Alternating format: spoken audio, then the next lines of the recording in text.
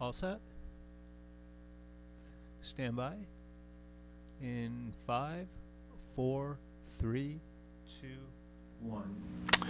Good afternoon. Today is Thursday, September 14th, and this is another edition of the Superintendents Corner. This is our opportunity to provide the community with some important information on events and happenings here in Longmeadow Public Schools.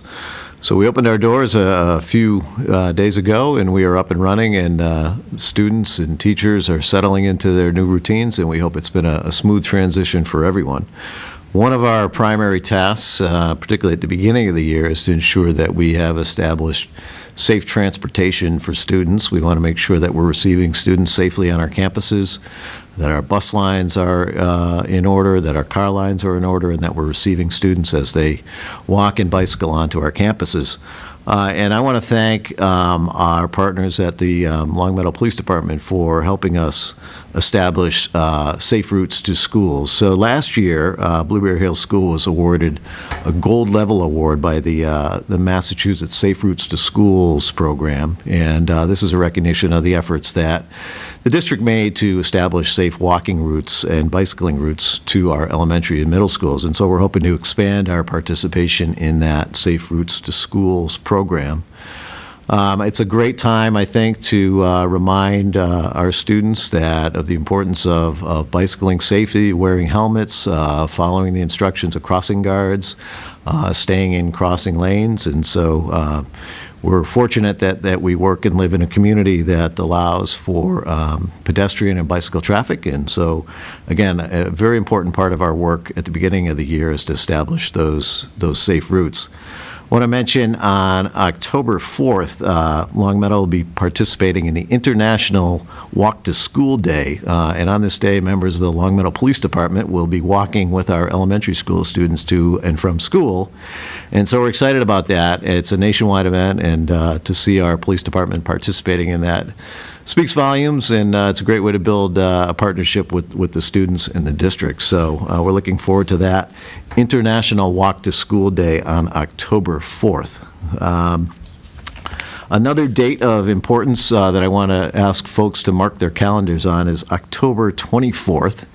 And on October 24th, we will be welcoming John O'Sullivan to Longmeadow. And Mr. O'Sullivan is going to talk to us about healthy approaches to athletics. It's an important part of our students' lives, your children's lives. And Mr. O'Sullivan will meet parents in the evening. He's a nationally acclaimed speaker and has some expertise in this area. So at 7 o'clock on the 24th, he'll meet with our parents, whoever is willing to attend. In the afternoon, immediately after school, he'll meet with some of our student athletes. And we're also partnering with the Longmeadow Rec Department, and Mr. O'Sullivan will be talking to our youth coaches as well. So we're really pleased to pull that event together, and we hope that we can establish a sort of community-wide conversation on the importance of approaching athletics in healthy and safe ways. So John O'Sullivan, October 24th. This is also the time of year when our staff is engaged in goal setting, both at the sort of the classroom level and the school level, and we've also been engaged in goal setting at the district level. You'll recall last year we had done an ambitious staff and community survey, and we got some great feedback back from the community. The administrative team took a look at the results of that survey this past summer. We also evaluated some of the standards for district effectiveness that the Department of Education has set forth. And from those two data points, and also following the guidance of the school committee, we've established some focal areas for improvement at the district level, and specifically we'd like to continue to focus our efforts on providing social emotional supports for students to meet their diverse needs. Differentiation, trying to improve student learning through the differentiation of curriculum and instructional practice. And then finally, we are focusing on curriculum alignment and ensuring that our students have a consistent learning experiences across all grades and disciplines. So those three areas will become the basis for a district improvement plan that you'll hear more about in the days and weeks ahead. So exciting times, as always, in Long Meadow Public Schools. I'd also make note that just this past Wednesday, we hosted the Massachusetts School Building Authority. You'll recall that last winter, with the support and encouragement of the school committee and the select boards, we had submitted statements of interest to the Massachusetts School Building Authority. And those statements of interest were to solicit the state's support in addressing some of the physical plant deficiencies that exist in our two middle schools. We, as many know, we have two middle schools that have not experienced a major renovation or an upgrade really since they were built in 1959 for Williams, 1967 for Glenbrook. And so we're hoping that with the state's support that we can address some of those physical plant deficiencies. So some senior officials from the Massachusetts School Building Authority came to Longmeadow on Wednesday and visited both Glenbrook and Williams, and they did that as part of their due diligence in evaluating our application. So we won't hear from the MSBA for several months. It could be December or January until we hear one way or another on the application that we made. But I think we've done our part in terms of identifying some of the challenges we face given the building's physical conditions. So we'll be sure to keep the community updated and up to speed on that as well. So as part of the Superintendent's Corner this afternoon, there's two other topics we'd like to address. One is our homework guiding principles. So many of our elementary parents are aware that last year we undertook a study of kind of creating meaningful, appropriate homework for our elementary school students. And from that study emerged a set of guiding principles that we've introduced to the community and the staff this year. And so I'm going to bring in some folks to talk about that. And also, we're in the midst of taking a look at improving our standards-based report cards. So those two things will be part of the next couple of segments here on the Superintendent's Corner.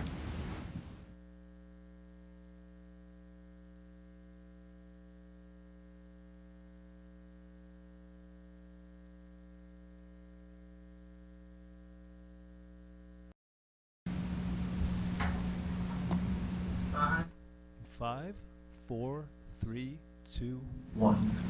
So I'm pleased to have with me now from Center School Principal Donna Hutton and third grade teacher from Blueberry Hill Elementary School, Suzanne Higgins. We had discussed that the district last year had undertaken an ambitious study of homework and at the elementary level in an effort to ensure that we were providing our students with meaningful homework that would provide them with a foundation for academic and personal growth. And so I want to thank Donna as our principal at Center School for taking on that study group. And their work was extensive and in-depth, and it resulted in a set of guiding principles that we introduced to the community last spring and spent some additional time thinking about the implementation of those principles this summer.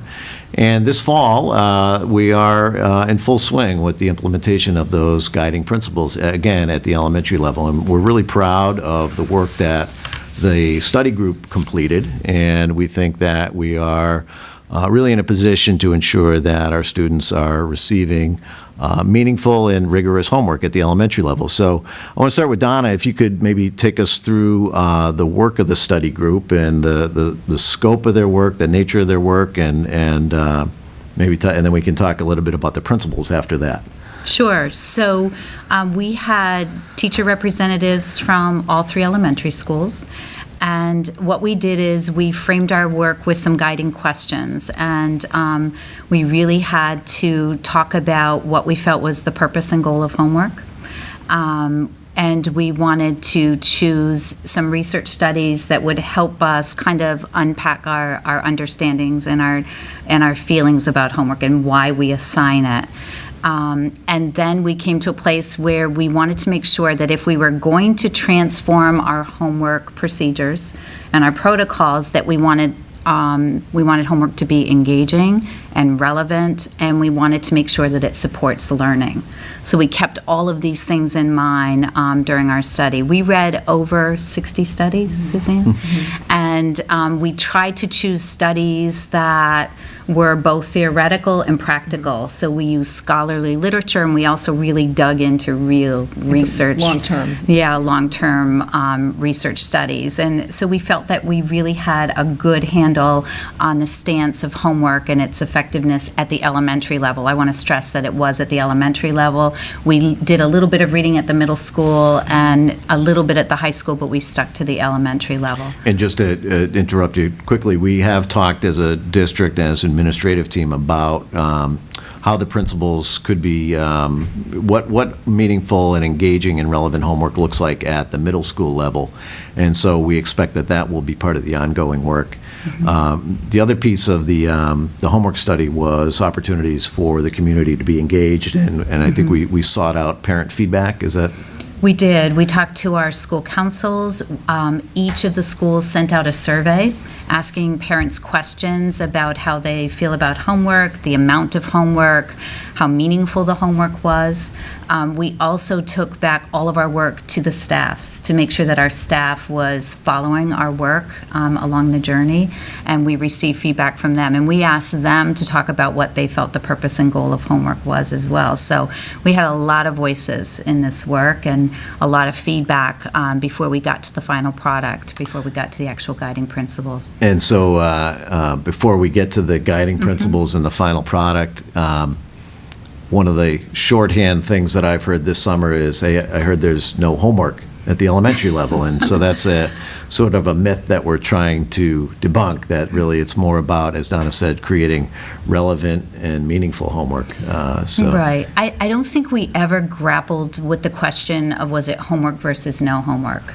It's what is meaningful homework and what is going to make a difference to a student's learning and to their academic achievement. It's really about what we were going to prioritize. Yes, absolutely. So to talk about the principles, maybe we can, it's an extensive document that is posted on, I think each of the elementary schools have put the guiding principles up on their websites.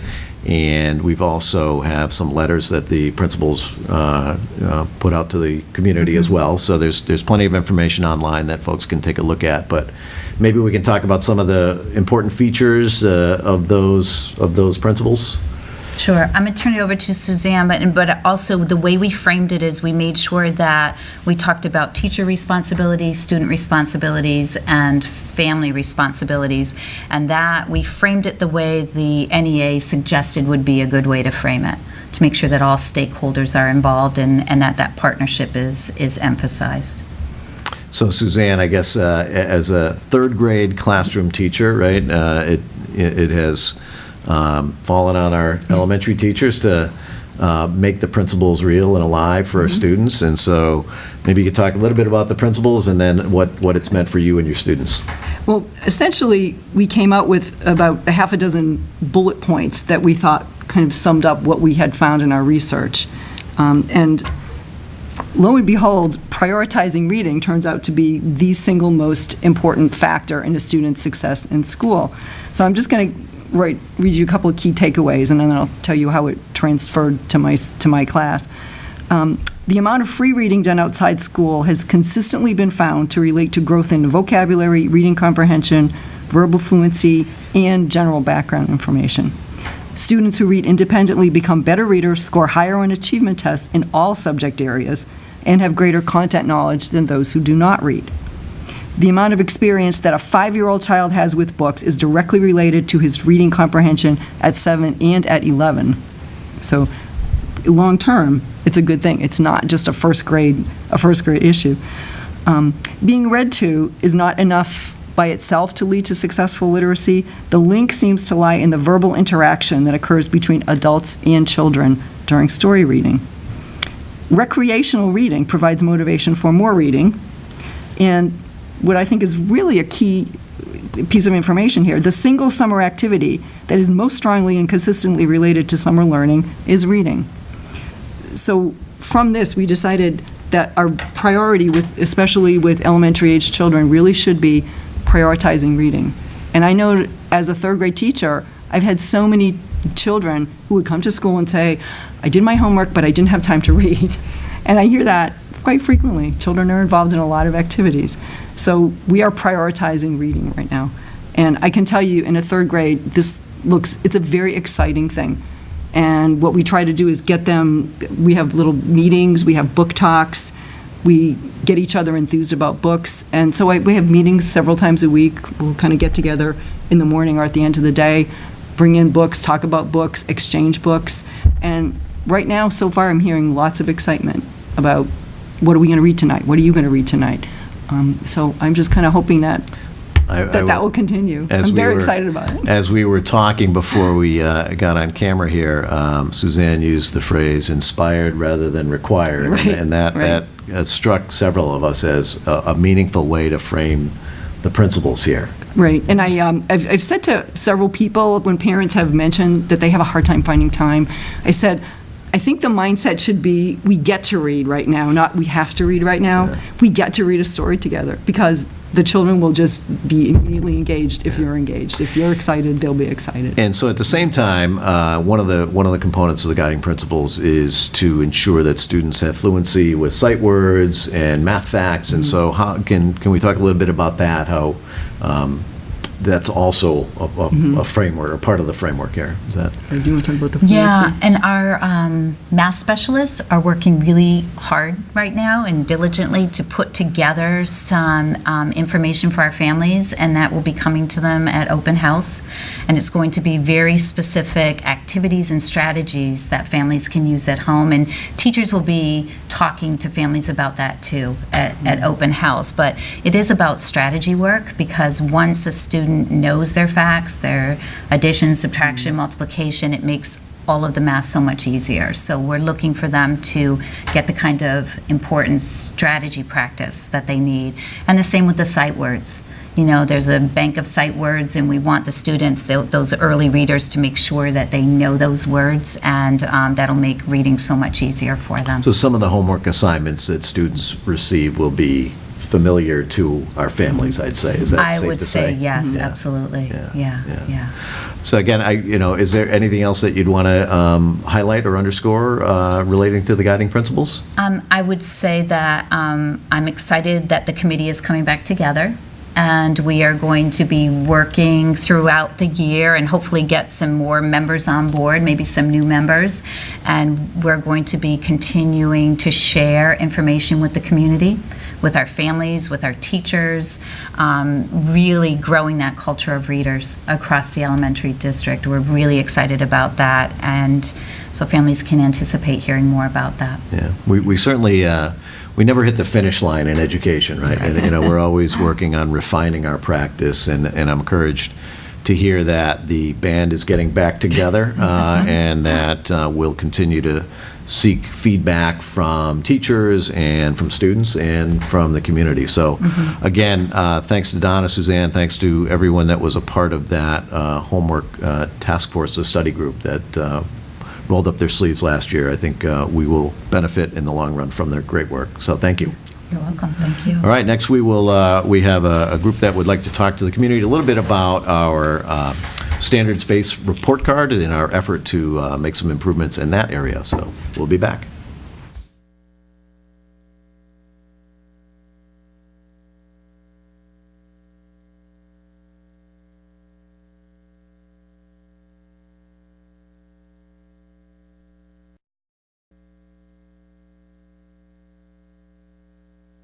Five, 4, 3, 2, 1.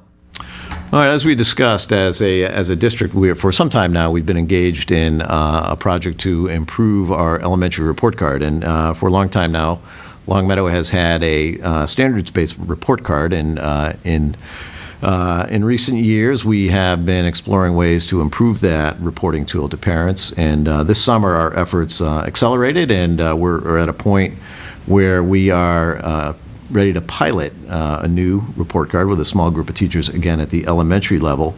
And so to talk about that, I'm pleased that today to have with me Sue Bertrand is our Assistant Superintendent for Teaching and Learning. Chelsea Berry is a math specialist at Blueberry Hill Elementary School. And Juliet Keenan is a special educator at Center School. And Juliet and Chelsea have been involved in the work of that standards-based report card committee, largely organized by Sue. And so we appreciate all the work they've put in, and really the dozens of teachers that have been involved in this effort over the last couple of years even. So I want to start with Sue to talk to us a little bit about that standards-based report card committee and their work, and maybe then we can talk about what the pilot might look like. So, okay. Yeah. So we started our work over a year ago now, and we put an all-call out for folks who were interested in improving our report card, and it had been a topic of discussion for, I think, a while based on the current report card. And we got at least one rep from every grade level. We have every building, elementary, represented. We have special subject areas represented. We have some coaches on the committee. Principals are on the committee, and myself. And we started initially by looking into standards-based report cards, what they looked like, what they were about. We did a study on standards-based grading, looked at best practices for that. We gathered samples from school districts that were currently using standards-based report cards. We determined that kind of the format that we thought would be best for this district. We looked at all the standards in ELA and math, long process, and chose what we felt were the most important standards that gave the best information for parents. Narrowed those down, narrowed them down some more, aligned them K through 12, or K through 5, and from there, we're kind of where we are now. We're looking at rubrics to grade all those standards, and we're ready to move on to a pilot. So we talk, when we say the phrase standards-based report card, it's a phrase that our elementary educators are comfortable with, and Sue is our Assistant Superintendent for Learning. As I understand it, a standards-based report card tries to identify what our essential expectations are of students, but I'm sure Juliet and Chelsea, maybe you could explain to us a little bit more in more detail what exactly is a standards-based report card. What are we talking about? Sure. So on a traditional report card, you might just have one grade for a subject area, reading, writing, math. You'd have one grade, and that doesn't really give parents a lot of information about what made up that grade. Is my child being graded on homework, or are they being graded on class participation? Whereas with the standards-based report card, the parents are going to know the specific standards and skills that are being assessed over the entire year and be able to see their progress, their students' progress throughout the entire year under each category of reading, writing, and math. So one of the things that I am charged with, I guess, as superintendent, is to ensure that students across the district have a consistent learning experience and that the expectations are comparable from classroom to classroom at the same grade. Would a standards-based report card kind of help us with that and kind of help us with the alignment of expectations? Does it help kind of coordinate our regular practice on a day-to-day basis? Is that? The report card will be based on end-of-the-year standards, and those standards will be the same for all of the schools in the district. So as the year progresses, the same standards will be assessed. So even even as one classroom might be working on a different unit, or in math, you might be on a different unit 1 week ago or a week behind, the same standards will be graded, so you know.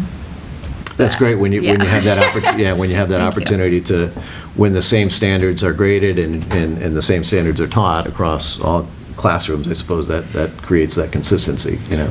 Yeah, I was just going to add that it takes that subjectivity out of the grading because on a traditional report card, teachers can kind of decide what makes up that grade and what am I putting in as my data to produce this grade? Is it an average of all their test scores, or is it classwork? You know, they can weight things differently. Whereas with the standards-based reporting, they are all using the exact same information.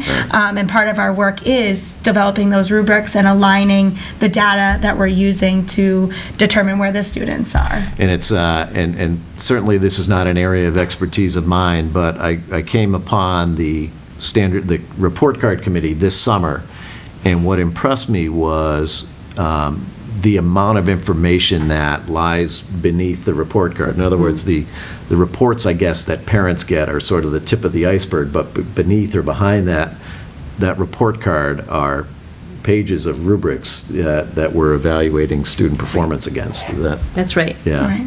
So that was impressive to see, and so you feel like with this report card, with the pilot that we're about to roll out, you feel like parents will get better and different information? Is that part of the? Absolutely. Yeah. And it really starts to honor how much work the teachers and the students are doing by narrowing it down. And it really, instead of just giving you a unit grade, even like teachers are looking for specific pieces of evidence. And so it's definitely going to give us a lot more insight. I like the way you said that, sort of honoring the work that the teachers are involved with. I think back when I started teaching decades ago, there wasn't really a body of standards, or there wasn't really a framework that I based my teaching on, and so that created, I think, years ago, a lot more inconsistency from classroom to classroom. But the game has changed, right, for our elementary teachers and our middle and high teachers as well, where there is a lot of work that goes on behind the scenes, and there is a really robust set of standards that they have to teach to, right? So let's talk a little bit about how standards-based report cards sort of improve differentiation and allow us to teach to the individual needs of students. So that's also, I think, one of our district goals is to ensure that we're meeting learners where they are, and that we're providing feedback to parents based on where individual learners are. So will this tool help us in that way? Will it help us kind of ensure that we're differentiating more? Is that? I know Juliet was dying to answer this, but it does allow teachers to teach, along with the standards, and to circle back to those skills within standards that students may not have mastered the first time through. So it allows you to spiral back through the curriculum. It also allows you to push kids a little bit forward through the curriculum. But Julie, you want to add anything to Sure, that? 'Cause I know no, you it feel just- passionate about this one. It just provides so many opportunities to show progress. So if a student doesn't get it on the unit test, that doesn't mean we're done with it and we're never going back. Teachers can revisit that, and it really, aligns with our philosophy and what we're doing in the schools with RTI and differentiating in the classroom and out of the classroom. So it just gives teachers an outlet to say, we are going to go back to this, and you're going to have another opportunity to show me that you've made progress or you've mastered this. Yeah, and that idea that learning is a continuum, right? That it happens from September to June. And again, I'll go back to when I first started teaching, there was junctures where, at first quarter, second quarter, third quarter, and, you get a grade each quarter, and maybe an A, maybe a B the next quarter, maybe an A the third quarter. And I think when you're relying on a standards-based reporting approach, it ensures that there's a continuum, and that students have multiple opportunities to demonstrate that mastery. Is that kind of the? Yeah. I think that's one of the most Progress exciting things, right? That we can tell our students that we actually care more about this progression, and that they are developing out throughout the whole year, instead of just having them perform well on the test or perform well at this specific time. We're letting them know that we are invested in their learning the whole year. Yeah, that the idea of, so as a way to promote learning for learning's sake, is that, is that a fair thing to say? So what sort of shifts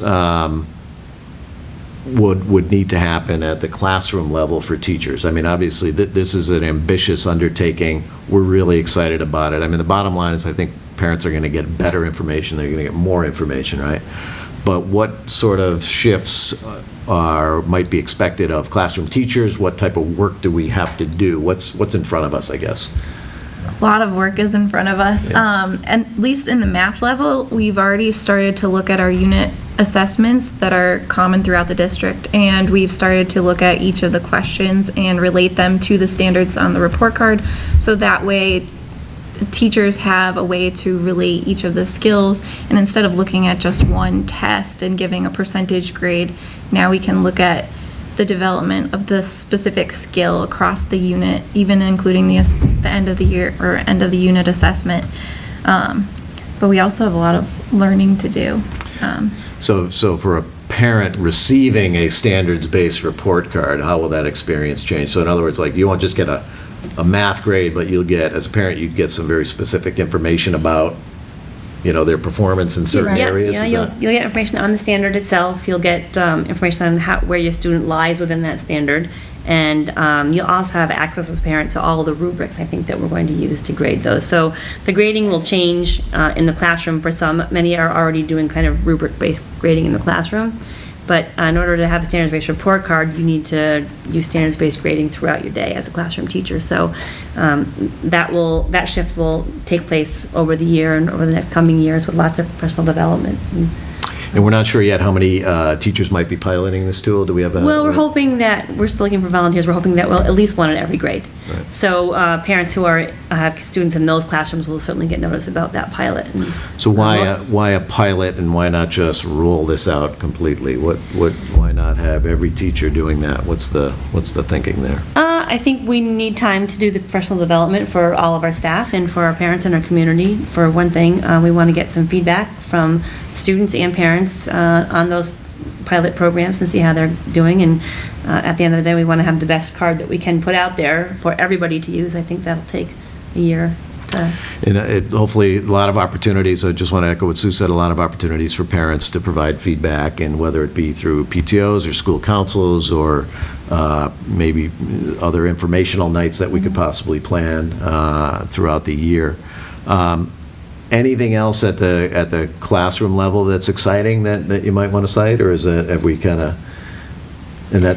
Well, I just know I had the opportunity to present to the staff at Center, just to give them, get their feet wet a little bit about what's coming, and they're excited. They really are. I think a lot of people are looking for a better way to communicate with parents and let them know, what skills we're working on. And like Chelsea said, the hard work that we're putting in, the parents need to know what we're doing on the day-to-day. So I've heard a lot of positive feedback already from the teachers who are just really excited to get rolling with it. Even teachers who were on the committee were like, I want to pilot this. Yeah. I want to do it. So it's really exciting. And we had a big committee, about 25 people, I think, overall. I'd love to just thank them for all the hard work. I mean, we probably had between 25 and 30 people and various people in and out over the course of the last year and a half, and they've just done amazing work. So we were just chatting earlier about the guiding principles and homework, and so a credit to that study group. They're going to stay together as a way to kind of refine our practices in that area and collect feedback. And so I think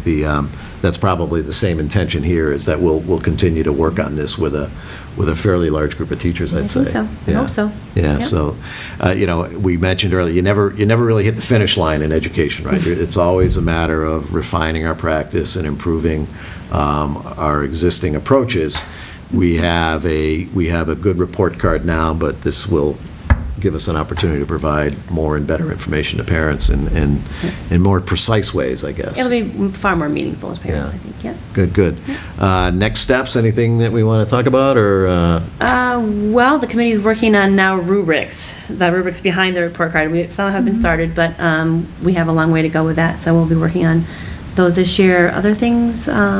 Well, we looked at the ELA and math standards, and then down the road, we'd like to, revise also the special subject areas as well, and then look more closely at the science and social studies to look at those standards, which are, the new social studies standards are coming out next year, and so kind of fluctuating with, as that rolls out, how we can improve those standards as well. In those rubrics, really we're talking about a document that is sort of an internal working document for teachers, but rubrics essentially define what performance looks like at various levels. And so the information that the parents get, again, behind that is really extensive rubrics that we're measuring student performance and achievement against. Right? But again, to echo Sue's comments, I want to thank Juliet, I want to thank Chelsea, I want to thank everybody that was involved in putting together this pilot and for the study and the research that has gone on. So